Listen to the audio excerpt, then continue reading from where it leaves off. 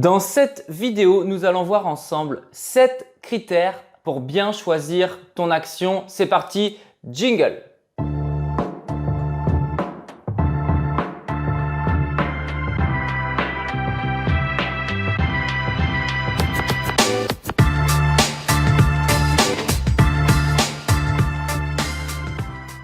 Salut les apprentis rentiers, j'espère que vous allez bien. Alors comme je vous l'ai dit dans cette vidéo, aujourd'hui nous allons voir ensemble 7 critères pour bien choisir ton action et pour bien démarrer en bourse.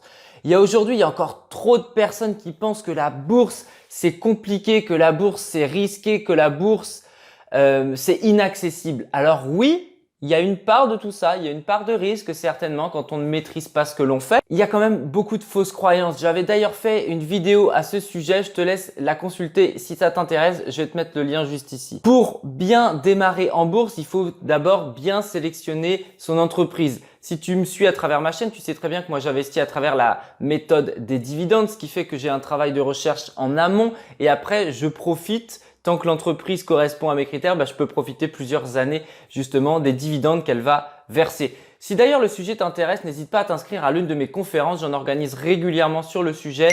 Tu as dans la barre de description un petit lien afin de t'inscrire. On va maintenant passer au sujet de la vidéo, les 7 critères pour justement bien choisir ton action. C'est parti. Alors le tout premier critère, c'est quelque chose d'élémentaire, quelque chose de B à bas. C'est bien sûr comprendre l'activité de ton entreprise. Quel est son secteur d'activité? Qu'est-ce qu'elle propose? Quelle est la valeur qu'elle offre à ses clients? Est-ce que c'est quelque chose qui fait un petit peu office d'effet de mode ou c'est quelque chose qui sera encore présent dans 10 ans?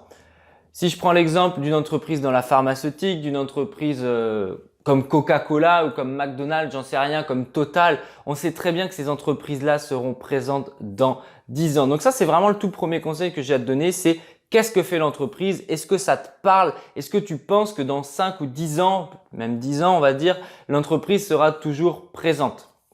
Ça, c'est vraiment le premier critère que je voulais partager avec toi. Même si ça te semble basique, c'est quelque chose quand même d'élémentaire. Le deuxième critère, c'est quelque chose pareil qui va être assez simple, que tu vas pouvoir retrouver sur les sites internet spécialisés tels que Trading Sat. Je vais te mettre un petit lien juste ici pour que tu puisses voir à quoi c'est.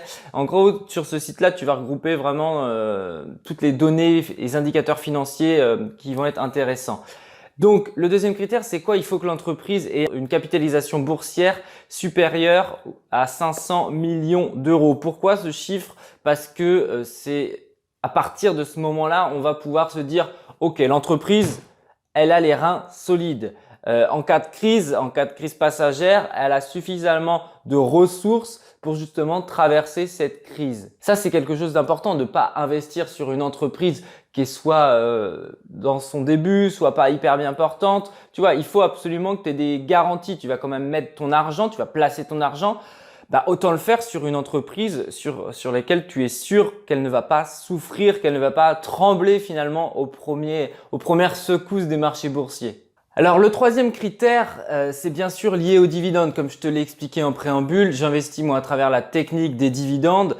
Donc si l'entreprise ne verse pas de dividendes, ça va pas m'intéresser. Donc il faut vraiment que tu saches si l'entreprise verse des dividendes. Mais ça ne s'arrête pas là. Ce troisième critère, il va un petit peu plus loin. Donc tu vas checker déjà si l'entreprise verse des dividendes. Ok, c'est cool. Ensuite, est-ce que le dividende, il va être régulier dans le temps? Est-ce qu'il va être croissant? Est-ce qu'il va être sans coupure? C'est vraiment quelque chose d'important parce que dans cette stratégie des dividendes, l'intérêt majeur, c'est qu'on peut prévoir ses revenus et les anticiper. On peut anticiper la rente que l'on va percevoir. Mais tout cela à condition que l'entreprise soit finalement stable dans le temps. Si une année, l'entreprise verse 2 euros, l'année d'après 2,25 €, l'année d'après, elle retombe à 1,80 €, puis 1,60 et puis il remonte à 1,90. Tu vois, s'il n'y a pas de régularité, s'il n'y a pas de croissance, s'il n'y a pas de stabilité, bien toi de ton côté, si tu comptes là-dessus pour vivre ou si tu comptes là-dessus pour kiffer, tu vas pas pouvoir trop programmer ton futur si jamais l'entreprise elle est pas régulière. Donc ça, c'était vraiment le troisième conseil que je voulais partager avec toi. Le quatrième conseil va bien sûr concerner la rentabilité.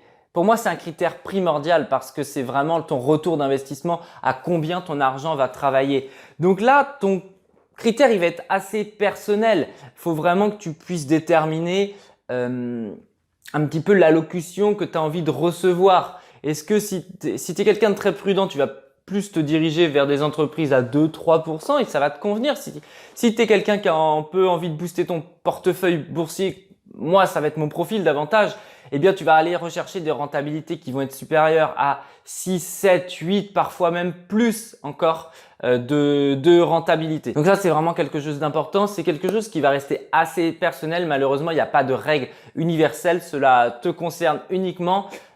Si ça t'intéresse d'en savoir plus, n'hésite pas encore une fois à regarder dans la barre de description. Alors le cinquième critère, à mon sens, il est très important. Le cinquième critère va concerner le résultat net de l'entreprise. Alors le résultat net, qu'est-ce que c'est? Ce sont finalement les gains, les bénéfices de l'entreprise, ce qui reste dans la poche finalement. C'est vraiment l'excédent.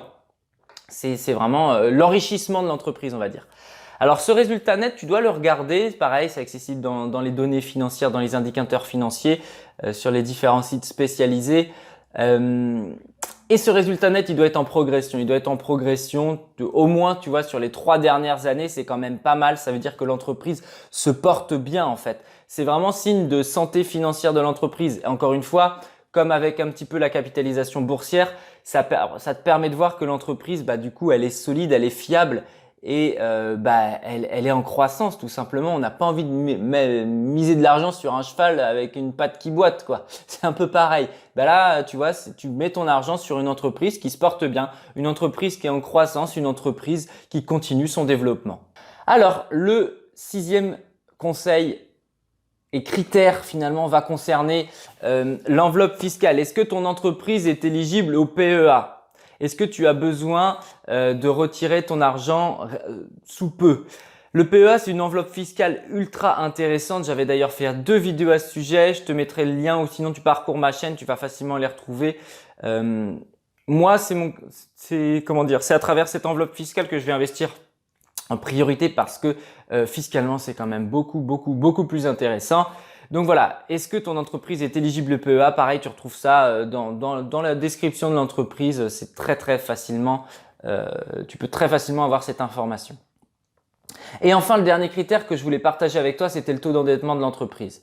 Est-ce que le taux d'endettement est inférieur à 110% et est-ce que les capitaux propres lui sont supérieurs? Au risque de me répéter, tu dois mettre ton argent sur une entreprise qui en vaut le coup. Si ton entreprise est trop endettée, si ton entreprise… il y a beaucoup d'entreprises qui vont te dire qu'ils vont emprunter de l'argent pour pouvoir reverser des dividendes. Donc ça, on n'est pas dans une bonne logique économique. On est sur quelque chose pour attirer les investisseurs, mais à côté de ça, l'entreprise, c'est du pipeau, quoi. Elle se porte pas si bien que ça. Donc ça, c'est également un critère que tu peux analyser. Donc j'espère que cette vidéo t'a plu, j'espère que tu as appris des choses. Si c'est le cas, n'hésite pas à me le dire dans la barre de description. J'espère te retrouver au détour d'une conférence ou à travers ma formation boursicoteur qui parle de la bourse justement, qui va t'apprendre à bien démarrer en bourse et à générer un complément de revenus. Donc si ça t'intéresse, tu peux rejoindre une dizaine d'élèves que j'ai maintenant. C'est accessible dans la barre de description. Je te laisse aller consulter tout ça. N'hésite pas à me poser des questions si tu as le moindre doute. Et puis, abonne-toi à la chaîne, encore une fois. Tu cliques sur le petit bouton qui est juste dans l'angle pour rejoindre. Maintenant, on va approcher la barre des 500 au moment où tu regardes cette vidéo. Donc, c'est quand même pas mal. La chaîne se développe. Donc, si tu as envie de faire partie de l'aventure, si tu as envie à ton tour d'apprendre à te créer des rentes, je te souhaite le bienvenu et embarque avec nous. Bref, allez, trêve de plaisanterie. Je te dis à très bientôt dans une prochaine vidéo. C'était GG, la gestion. Porte-toi bien. Ciao, ciao.